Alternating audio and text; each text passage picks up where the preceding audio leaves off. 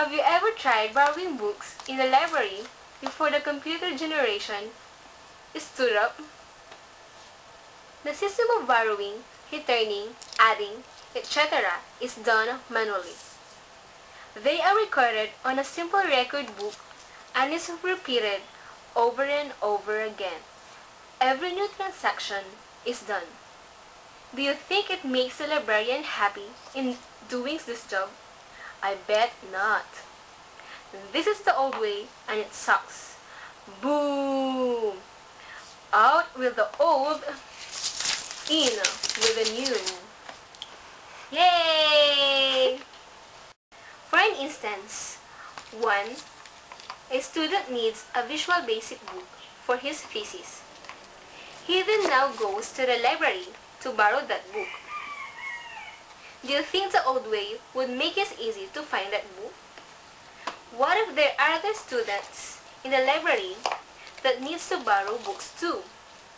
And how will he know if that book is available or not? Here's the solution. The library system.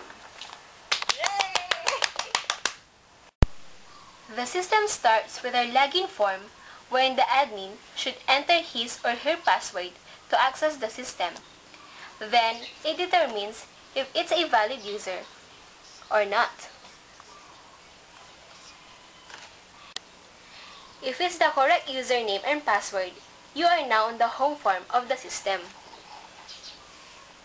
Now, in the home page, you will see the add, edit, delete, return, borrow, search, students, user, and exit buttons. These buttons are important. Let's see their functions. As 1, ask the librarian about the availability of the Visual Basic book. The librarian will just click on the search button to check if that book exists and if it's available or not. This part of the system allows the librarian to search for a specific book wherein the student is checking its availability. The librarian may search according to its desired category, either the book's ID, title, or author. Let's say that the book was available and now one wants to borrow it. The librarian will now click on the borrow button. This allows the admin to enter a record about one that he will borrow the Visual Basic book. This record will then be saving on the database of the system. Database is a collection of information that is organized so that it can be easily accessed, managed, and updated. Seems like it serves as a container of records of the system. Got it? Same goes with the add button, where here the admin can enter new record of new books in the library. These records will also be saved on the database. While the edit button opens a form that updates the record of a book. The delete button does the same, but it deletes a record about a book.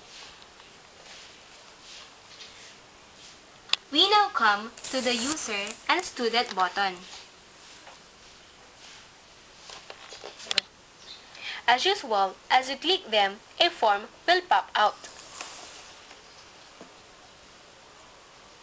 The student form is where information about the students is recorded. This is essential so that if a student will borrow a book, he will no longer need to write his first name, last name, course, year, etc. on the record because it consumes more time. The student ID serves as his unique identification every time he borrows or returns a book. Admin.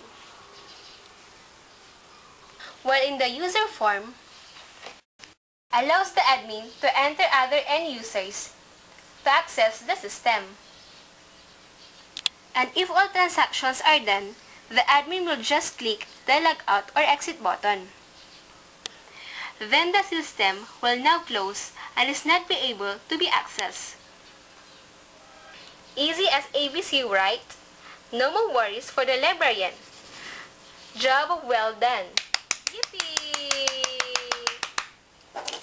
Thanks all folks.